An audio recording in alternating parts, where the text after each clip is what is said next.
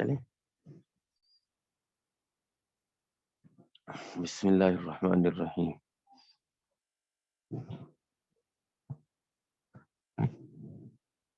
شروع کریں؟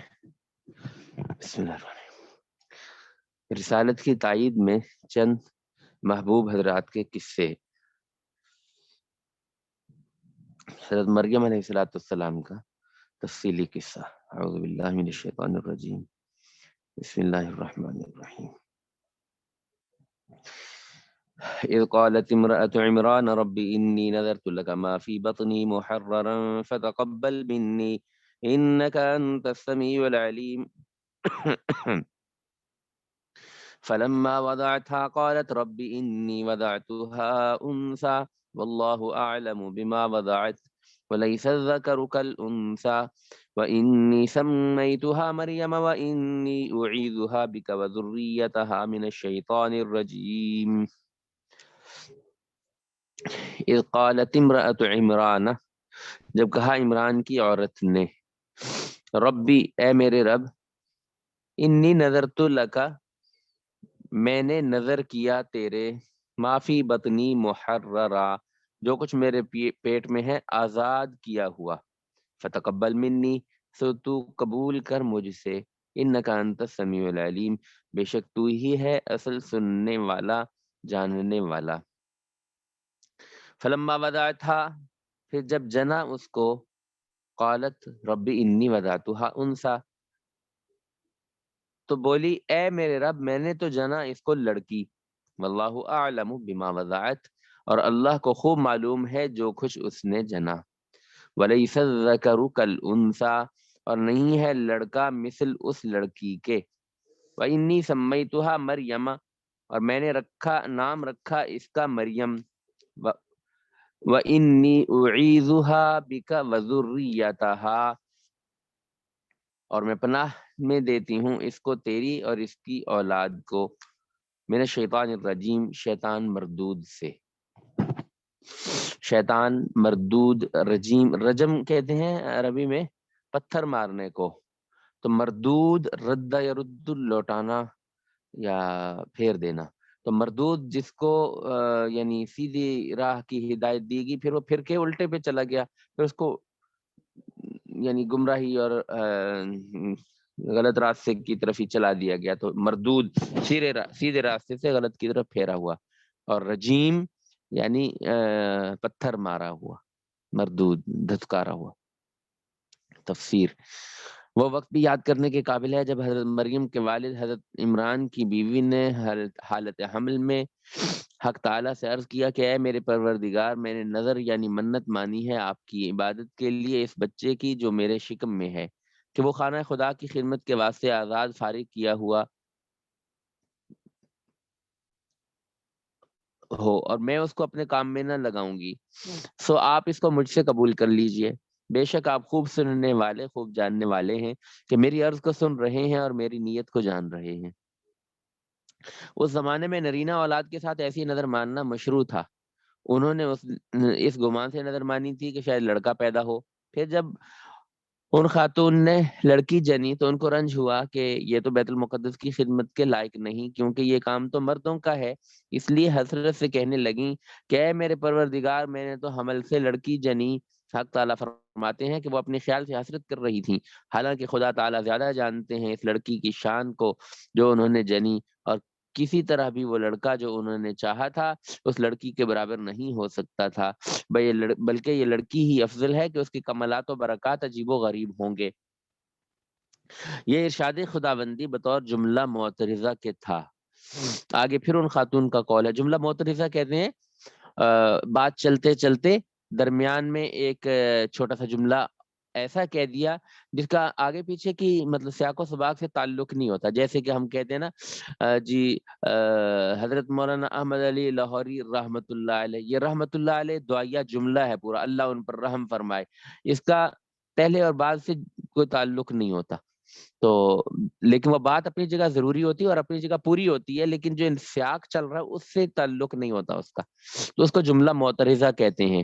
تو یہ چونکہ بات نقل ہو رہی تھی حضرت مریم علیہ الصلوۃ والسلام کی والدہ کی، کہ انہوں نے کہا کہ اے اللہ میں نے تو یہ نظر مانی تھی اور بیٹا نہیں ہوا، بیٹی ہو گئی، تو اس میں اللہ تعالیٰ نے یعنی اپنا ایک قول ذکر کیا کہ وَلَيْسَ الذَّكَرُ كَالْأُنثىٰ، کہ جو انہوں نے لڑکا چاہا تھا کہ ایسا لڑکا ہو تو میں اس کو بیت المقدس کی خدمت میں کے لیے وقف کروں، وہ اس لڑکی کی طرح ہو ہی نہیں سکتا تھا۔ اب یہ حضرت مریم کی والدہ کا مطلب جملہ نہیں ہے، مقولہ نہیں ہے، یہ اللہ تعالیٰ نے اپنی طرف سے ایک جس کو کہتے ہیں کمنٹ دیا کہ بھئی انہوں نے تو چاہا تھا لڑکے کو، لیکن وہ جو لڑکی جنی وہ ویسا وہ لڑکا نہیں ہو سکتا تھا اگر لڑکا ہوتا تو کہتے ہیں کہ یہ ارشاد خداوندی بطور جملہ معترضہ کے تھا۔ آگے پھر ان خاتون کا قول ہے کہ اور میں نے اس لڑکی کا نام مریم رکھا اور میں اس کو اور اس کی اولاد کو اگر کبھی اولاد ہو آپ کی پناہ اور حفاظت میں دیتی ہوں شیطان مردود سے۔ فائدہ مریم بمعنی عبادت گزار نام رکھنے کی تصریح میں یہ اشارہ ہے کہ میں اپنی نظر پر حتی الامکان قائم ہوں، اس لڑکی کو بھی مسجد کے لیے فارغ کر دوں گی، اگر خدمت کے لیے نہیں تو عبادت کے لیے صحیح۔ غرض یہ کہ حضرت مریم علیہ السلام کی والدہ ان کو لے کر مسجد بیت المقدس میں پہنچی اور وہاں ان کے مجاہدوں اور ان کے مجاوروں اور عبادت گزاروں سے، جن میں حضرت زکریہ علیہ السلام بھی تھے، جا کر کہا کہ اس لڑکی کو میں نے خاص خدا کے لیے مانا ہے، اس لیے میں اپنے پاس نہیں رکھ سکتی، سو اس کو لائی ہوں، آپ لوگ رکھیے۔ اور مریم کے والد حضرت عمران اس مسجد کے امام تھے اور حالت حمل میں ان کی وفات ہو چکی تھی، ورنہ سب سے زیادہ مستحق ان کے لینے کے وہ تھے، چونکہ لڑکی کے باپ بھی تھے اور مسجد بیت المقدس کے امام بھی، اس لیے بیت المقدس کے مجاوروں اور عبادت گزاروں سے ہر شخص ان کو لینے اور پالنے کی خواہش رکھتا تھا۔ حضرت زکریا علیہ السلام نے اپنی ترجیح کی یہ وجہ بیان فرمائی کہ میرے گھر میں ان کی خالہ زاد ہے، ان کی خالہ ہیں اور وہ بمنزلہ ماں کے ہوتی ہے، اس لیے ماں کے بعد وہی رکھنے کی مستحق ہے، مگر اور لوگ اس ترجیح پر راضی اور متفق نہیں ہوئے۔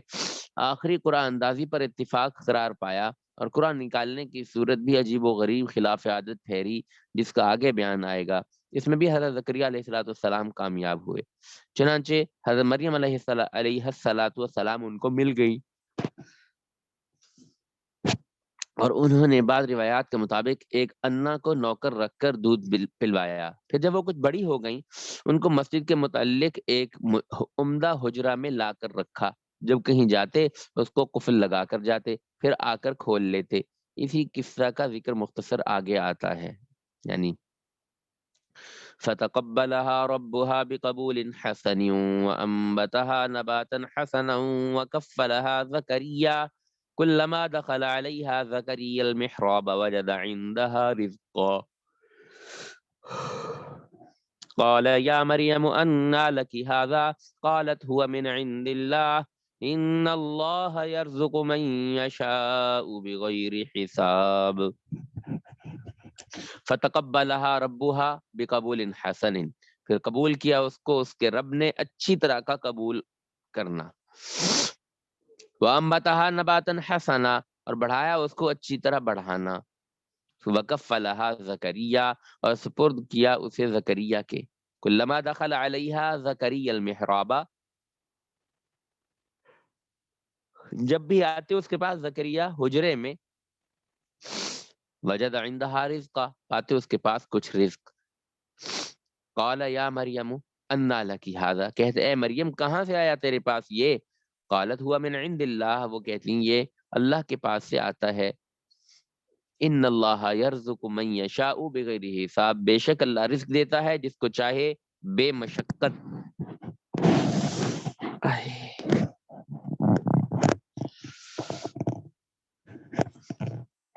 تفسیر، بس ان مریم علیہ السلام کو ان کے رب نے بطریق احسن قبول فرما لیا اور عمدہ طور پر ان کو نشو و نما دی، یعنی ایک تو ان کو دوسرے بچوں کے مقابلے میں زائد نشو و نما دی اور دوسرے ابتدا سے عبادت و اطاعت میں ان کی نشو و نما ہوئی، اور حضرت زکریا علیہ السلام کو ان کا سرپرست بنایا۔ جب کبھی حضرت زکریا علیہ الصلوۃ والسلام ان کے پاس اس عمدہ حجرے میں جس میں ان کو رکھا تھا تشریف لاتے تو ان کے پاس کچھ رزق کی چیزیں پاتے جو ظاہری میووں اور باطنی اور روحانی معارف دونوں ہی پر مشتمل تھیں، اور یوں فرماتے کہ اے مریم یہ چیزیں تمہارے واسطے کہاں سے آئیں جبکہ مکان مکفل ہے اور باہر سے کسی کے آنے جانے کا امکان نہیں؟ وہ کہتی ہیں کہ اللہ تعالیٰ کے پاس جو خزانہ غیب ہے اس میں سے آئیں، بے شک اللہ تعالیٰ جس کو چاہتے ہیں رزق عطا فرماتے ہیں، جیسا اس موقع پر محض فضل سے بے مشقت کے عطا فرمایا۔ ربط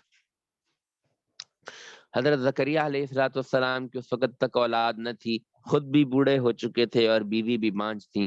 ایسے حالات میں عام طور سے اولاد نہیں ہو سکتی، اگرچہ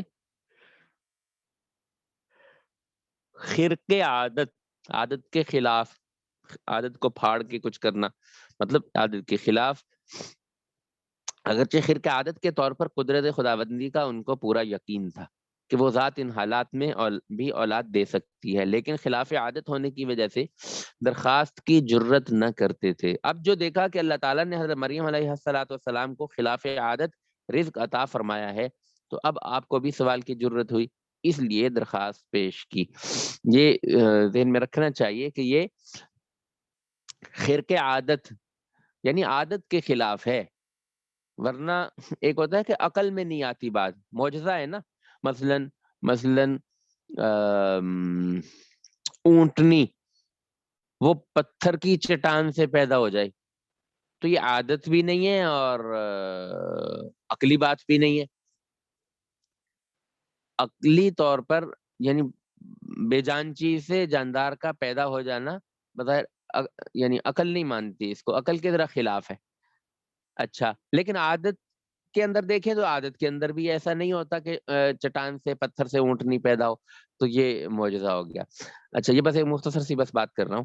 اور ایک ہے کہ خلاف یعنی عقل تو ہے، خلاف عادت نہیں ہے، اس طرح کی بے شمار چیزیں ہیں کہ یعنی عادت میں تو ایسا ہو رہا ہے لیکن عقل بظاہر یعنی دیکھے تو آدمی کہتا ہے یہ کیسے ہو سکتا ہے۔ مثال کے طور پر انسان کی پیدائش کو لے لیں، وہ قرآن میں کئی جگہ پہ انسان کی تخلیق کو بیان کیا کہ خلقنا مما ماء مہین، ہم نے انسان کو پانی کے قطرے سے پیدا کیا، ٹھیک ہے، اور پھر اس کو گوشت کا لوثڑا بنا، من نطفۃ ثم من علقۃ ثم من مضغۃ مخلقہ وغیر مخلقہ لنبین لکم ونقر فی الارحام ما نشاء، یعنی انسان کی تخلیق، یعنی یہ عقل مانتی ہے کہ ایک بے جان چیز سے جاندار پیدا ہو جائے، انڈے سے مرغیاں مطلب جانوروں کے پرندوں کے بچے انڈوں سے پیدا ہو رہے ہیں، یہ بے جان سے اس کو اللہ پیدا کرتے ہیں، تو یہ کیوں مان لیتے آدمی؟ اس لیے کہ عادت میں ہے، ورنہ عقل تو پھر ایسے کیسے ہو سکتا ہے؟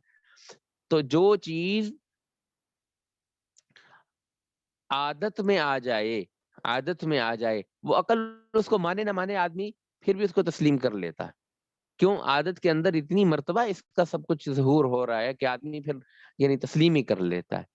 اور اس کی مثالیں یعنی یہ ایک اشکال ہے، بعض مرتبہ آتا ہے تو اس کے جواب کے لیے یہ اصول ذہن میں رہنا چاہیے کہ ایک چیز ہوتی ہے خلاف عادت اور ایک ہوتی ہے خلاف عقل۔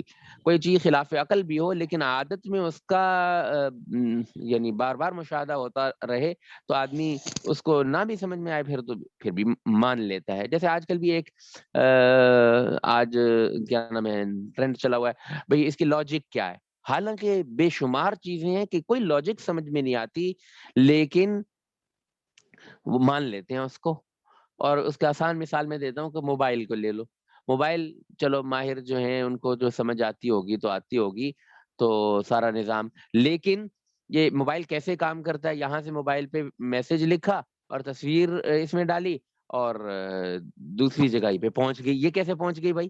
مطلب میں اپنی بات کہوں تو مجھے بھی نہیں سمجھ آتی، کسی کو دوسرے کو کہوں تو وہ بھی سمجھا نہیں پاتا، لیکن چونکہ دن میں بے شمار میسج خور کرتے ہیں، آتے جاتے رہتے ہیں، اس لیے کوئی اس کو نہیں کہتا کہ یہ خلاف عقل ہے۔ تو ورنہ بظاہر تو بیٹھے بیٹھے اب کیا نام ہے میں نے وہ ایک استفتاء بھیجا، تحریر تھی دارالفتاء میں، تو وہ وہاں پہ پرنٹر ہے، پرنٹر کو جوڑا بھی نہیں کمپیوٹر کے ساتھ اور وہیں بیٹھے موبائل سے ایسے کیا تو وہ وائر لیس پرنٹر ہے. اب میری سمجھ میں تو نہیں آتا، لیکن جب سامنے ہو رہا ہے یار، وہی تحریر میں نے وہ نیچے لائبریری کے اندر بیٹھ کے اپنے کمپیوٹر پہ لکھی، واٹس ایپ چونکہ دن رات ہوتا ہے تو میں نے وہاں بھیج دی. اب وہاں سے اس نے بغیر اس کو ٹچ کیے، بغیر جوڑے تو اس کو موبائل کے اوپر ہی دیکھا یہ آیا ہے، اس کو پرنٹ کا آپشن دے دیا تو پرنٹر چلنے لگا. اب یہ میری عقل تو نہیں مان رہی، لیکن عادت کے اندر چونکہ یہ ہے کہ سب کچھ ہوتا ہے. اب میرے پاس اپنا ذاتی پرنٹر بھی ہے، وہ بھی وائرلیس ہے. تو یعنی یہ کہ یہ فرق ذہن میں رکھنا چاہیے، ایک ہے خلاف عادت ہونا اور ایک ہے خلاف عقل ہونا. کسی سے بھی یہ لازم نہیں آتا کہ یہ چیز ہو نہیں سکتی. ہو سکتا ہے خلاف عقل ہو اور وہ ہو جائے اور ہوتی ہو، اور خلاف عادت بھی چیز، خلاف عقل چیز تو ویسے ہی آدمی مانتا ہے، صرف عادت ہونے کی وجہ سے مان لیتا ہے کہ خلاف عقل تو ہے، لیکن عادت ہونے کی وجہ سے مان لیتا ہے کہ یار بار بار جو دیکھتا ہوں اتنا سا بیج دبایا اور اتنا بڑا آم کا پیڑ آ گیا، اب سمجھ میں تو نہیں آتا، لیکن عادت میں ہے کہ پودا نکل کے اتنا بڑا بن جاتا، لہذا مان لیتا ہے. تو اسی طرح اگر خلاف عقل کوئی معجزہ پیش آ جائے تو یہی ہے نا، تمہاری عقل میں نہیں آتا تو عقل میں تو اور بہت ساری چیزیں نہیں آتی، تو وہاں پہ عادت کی وجہ سے مانتے ہو. تو بس یہ خرق عادت ہے. اللہ عادت کے تحت اپنی چیز کو، قدرت کو ظہور بخشے، یا خلاف عادت، اللہ کو کیا مشکل ہے. بہت ساری چیزیں خلاف عقل ہونے کے باوجود عادت میں ہونے کی وجہ سے مان لیتے ہو، اچھا ٹھیک ہے، اس کو معجزہ نہیں کہتے. لیکن عادت کے بھی خلاف ہو، عقل کے بھی اور عادت کے بھی خلاف ہو جائے تو وہ تمہارے لیے تو مشکل ہے، لیکن اللہ کے لیے تو کوئی مشکل نہیں. اللہ اس کو وجود بخشے. تو پھر کہتے ہیں معراج کیسے ہو گئی، اور معراج جسمانی کیسے ہو گئی، اور درخت کیسے چلنے لگا، اور پتھروں نے کیسے کلمہ پڑھا، اور وغیرہ وغیرہ معجزات کے منکر. تو یعنی یہ ذہن میں رکھنا چاہیے کہ بہت ساری چیزیں عقل کے ویسے ہی خلاف ہیں، ہم مان لیتے ہیں عادت کی وجہ سے. تو اللہ نے ایک سنت اللہ جاری کی، اس کے خلاف کر دے تو ہماری عقل تو پہلے بھی نہیں مانتی، تو ماننا چاہیے. کوئی عقلی طور پر اس کے اندر استبعاد نہیں ہے کہ عقل ایسی باتوں کو عادت کی وجہ سے مانتی رہتی ہے جو عقل میں پہلے بھی نہیں آ رہی ہوتی. اچھا، حضرت زکریا علیہ السلام کا تذکرہ. هنالك دعا زكريا ربه قال رب هب لي من لدنك ذرية طيبة إنك سميع الدعاء. هنالك دعا زکریا ربہ، وہیں دعا کی زکریا نے اپنے رب سے. قالا کہا، ربی اے میرے رب، ہب لی من لدنک ذریۃ طیبہ عطا کر مجھ کو اپنے پاس سے ذریۃ طیبہ اولاد پاکیزہ، انک سمیع الدعاء بے شک تو سننے والا ہے دعا کا. تفسیر.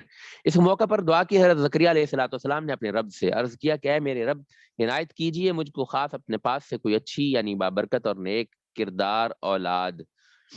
بے شک آپ بہت سننے والے ہیں دعا کے، اس کو بعینی ہی قبول کرنے پر بھی پوری قدرت رکھتے ہیں. فائدہ. حضرت زکریا علیہ السلام کی دعا چند جگہ مختلف مضامین کے ساتھ نقل ہے، تو ان کی دعا میں یہ سب ہی مضامین تھے.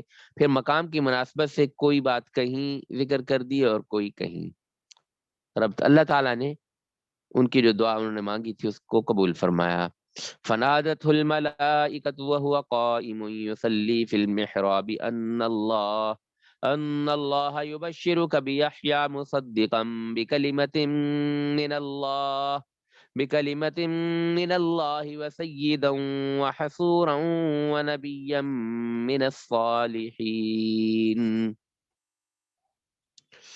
فنادته الملائکۃ، پھر آواز دی اس کو فرشتوں نے، وہو قائم یصلی فی المحراب، اور جب وہ کھڑا نماز پڑھ رہا تھا محراب کے اندر، یعنی حضرت زکریا علیہ السلام. ان اللہ یبشرک بیحییٰ، کہ اللہ تعالیٰ خوشخبری دیتا ہے تمہیں یحییٰ کی، مصدقا بکلمۃ من اللہ، جو تصدیق کرنے والا ہے کلمہ کی جو اللہ کی طرف سے ہے. وسیدہ، اور سردار ہوگا. وحصورا، اور نفس کو بہت روکنے والا ہوگا. ونبیا من الصالحین، اور نبی ہوگا صالحین میں سے ہوگا. تفسیر. پس پکار کر کہا ان سے فرشتوں نے جبکہ وہ محراب میں یعنی مسجد میں امام کی جگہ پر کھڑے نماز پڑھ رہے تھے، کہ اللہ تعالیٰ آپ کو بشارت دیتے ہیں یحییٰ نام کا بیٹا عطا ہونے کی. جن کے احوال یہ ہوں گے کہ وہ کلمت اللہ یعنی حضرت عیسیٰ علیہ السلام کی نبوت کی تصدیق کرنے والے ہوں گے، اور دوسرے مقتدائے دین ہوں گے، اور تیسرے اپنے نفس کو لذات سے بہت روکنے والے ہوں گے، اور چوتھے نبی بھی ہوں گے، اور پانچویں اعلیٰ درجے کے شائستہ ہوں گے۔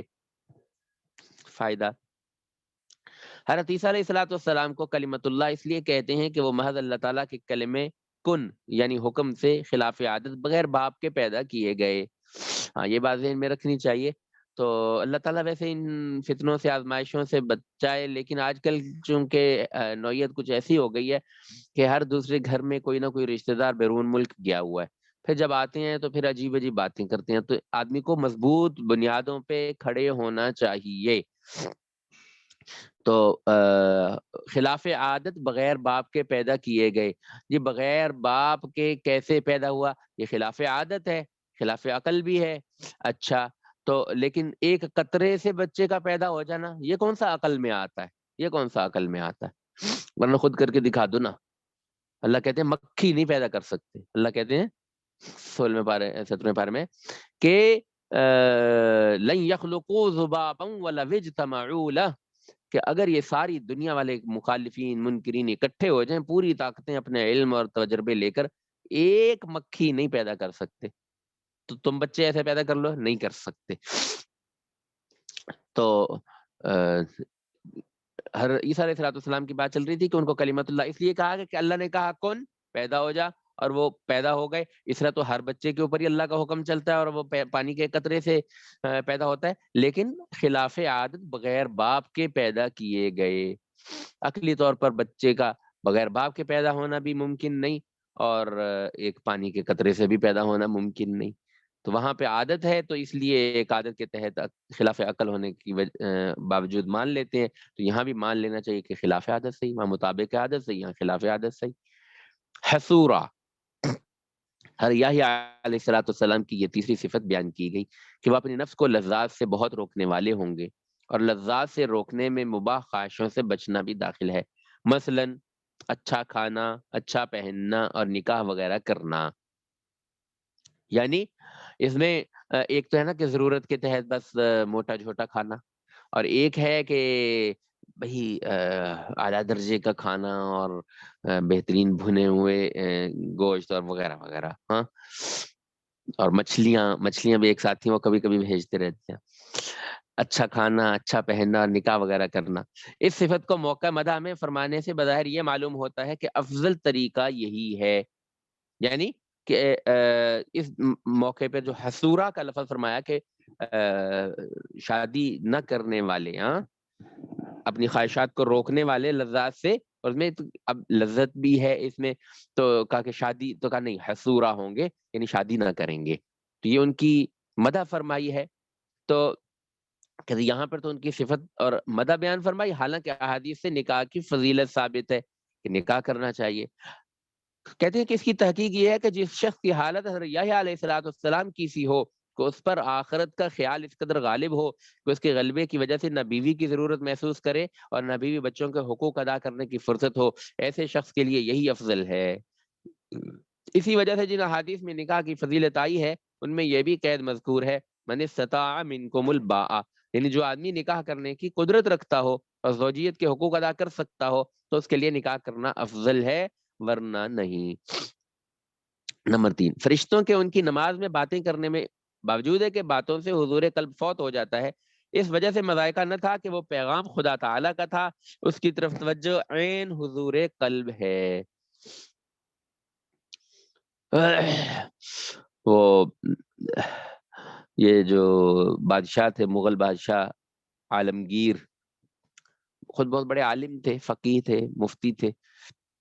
انہوں نے ایک فتاویٰ مرتب کروایا، اس کو فتاویٰ ہندیہ بھی کہتے ہیں اور فتاویٰ عالمگیریہ بھی کہتے ہیں، چھپا ہوا ملتا ہے ہمارے دارالفتاء میں، ہر جگہ پہ ہوتا ہے۔ اس میں جزیات بہت زیادہ اکٹھی کی، 500 علماء کا پینل تھا نا جس نے جمع کیا اور اس کو مرتب کیا، تو وہ بہت منجھا ہوا، یعنی جزیات کے اعتبار سے جامع فتاویٰ مطلب شمار کیا جاتا ہے۔ تو ان کے بارے میں لکھا ہے کہ تزک میں کہ وہ کوئی تھا، ان کا وزیر تھا یا کوئی ایسے مصاحب درباری تھا، تو وہ ایک مرتبہ اس کو نا چھوٹی سی ایسے مٹر کے دانے کے برابر کوئی دوائی اس کو اپنی ڈبی میں سے نکال کے دے دی. تو وہ اس کے روز آیا کرتا تھا، اس کے بعد کئی دن نہیں آیا، کئی دن نہیں آیا. تو اس کا عجیب لکھا ہے کہ پتہ کرایا کہ وہ کہاں ہے، تو کہا کہ وہ تو بیویوں کی جان ہی نہیں چھوڑتا، اور بلکہ غالباً کہ کچھ ایسا بھی ہے کہ وہ ایک آدھی بیوی تو اس کی اس کثرت جماع کی وجہ سے شاید مر بھی گئی. تو خیر کئی دن بعد وہ آیا، تو اس پہ موضوع پہ بات ہوئی. تو کہنے لگے سلطان عالمگیر رحمت اللہ علیہ، میں روزانہ اسی دوائی کی 1 چمچی کھاتا ہوں، 1 چمچی پوری کھاتا ہوں. تمہیں سے تو 1 مٹر کے دانے برابر نہیں برداشت ہوا نا. لیکن وہ بادشاہ تھے تو اللہ جانے کیا یاقوتیاں اور کیا کچھ بیچ میں ہوگا، تو انہوں نے اپنی طاقت کے لیے، لیکن اس کے ساتھ خشیت تھی، اللہ کا ڈر تھا، اور دین کے مطلب کاموں میں اپنے آپ کو ایسا کھپایا ہوا تھا کہ وہ 1 چمچی بھی پچا جاتے تھے، اور اس کو 1 مٹر کا دانہ بھی نہیں برداشت ہوا. تو یہ اپنی اپنی طبیعت بھی ہوتی ہے. تو یہ بات ایسے یاد آ گئی اس پہ کہ جس کو بیوی کی ضرورت ہی محسوس نہ ہو اور اس کی حالت ایسی ہو جیسی کہ حضرت یحییٰ علیہ الصلوۃ والسلام کی تھی، تو وہ نہ نکاح کرے، کسی گناہ میں نہ پڑے، کسی بدنظری کے اندر نہ پڑے. تو اس کو افضل یہی ہے کہ وہ، کیونکہ اصل تو مقصود اللہ کو خوش کرنا اور اللہ کی عبادت کرنا ہے. کب میں پیدا اس لیے ہوں، وما خلقت الجن والانس الا لیعبدون، میں پیدا اس لیے ہوں کہ اللہ کی عبادت کروں. تو پھر یہ کھانا پینا، کسب معاش اور دنیا کے سارے معاملات کے احکامات دیے کیوں ہیں؟ یہ اس لیے دیے کہ تمہارے ساتھ پیٹ لگایا ہے میں نے، اللہ کو پتا ہے. تو اللہ کہتے ہیں کہ دیکھو حرام نہیں کھانا، حلال کھانا ہے. تو حلال کھانا ہے تو حلال کمانا بھی ہوگا، ہم تمہیں حلال کمانے کے احکامات بھی دیتے ہیں. پھر جب تم کماؤ گے تو معاملات پیش آئیں گے، ہم تمہیں معاملات کے احکام بھی بتا دیتے ہیں. اچھا معاملات کے اندر گڑبڑ ہوگی تو جھگڑا بھی ہوگا، ہم خصومات کے احکامات بھی دے دیتے ہیں، قضاء کے بھی احکامات دے دیتے ہیں. تو ہر شعبے کے احکامات دیے کیوں؟ تاکہ تم عبادت میں یکسوئی سے لگو، عبادت میں یکسوئی سے لگو. اس لیے نہیں کہ میں بچوں کی کیا نام ہے روزی روٹی کا، اپنی روزی روٹی کا انتظام کر رہا ہوں، اب اس میں ایسے لگے کہ جو مقصود ہے عبادت وہ نہیں کر رہے. بھئی اس میں نہ لگو، اس میں نہ لگو، عبادت کرو. تو اصل تو مقصود ہی یہ ہے. لیکن چونکہ عمومی ترتیب یہ ہے کہ ہر آدمی کو ایسے حالات میسر نہیں آتے کہ وہ یکسوئی سے ان چیزوں میں، عبادات میں مشغول ہو، تو اس کو پھر کمانا بھی پڑتا ہے. لہٰذا اس کو کہا کہ تم کما بھی لو، لیکن کمانے میں بس ضرورت کے تحت رہو. جب کمانے سے فرصت ہو تو تمہارے دل میں لگا رہے کہ میں نے جا کے کرنی عبادت ہے. اس کو حدیث میں بھی بیان فرمایا کہ 7 آدمی قیامت کے دن عرش کے سائے کے نیچے ہوں گے، ان میں ایک آدمی وہ ہے قلبہ معلق بالمسجد، گھر میں ہے، دفتر میں ہے، دکان میں ہے، جہاں بھی ہے، اس کا دل مسجد میں اٹکا رہتا ہے. خالد اقبال طائب صاحب نے وہ یاد آ گیا شعر، کہنے گھر میں ہے، دفتر میں ہے یا دکان میں ہے، جو جہاں بھی ہے وہ امتحان میں ہے. وہ وہاں پہ امتحان ہے اس کا کہ اس میں لگ کے اللہ کو تو نہیں بھولتا. اللہ تعالی ہمیں توفیق عطا فرمائے، دین کی صحیح سمجھ بھی عطا فرمائے، اس کے مطابق عمل کرنے کی توفیق بھی عطا فرمائے.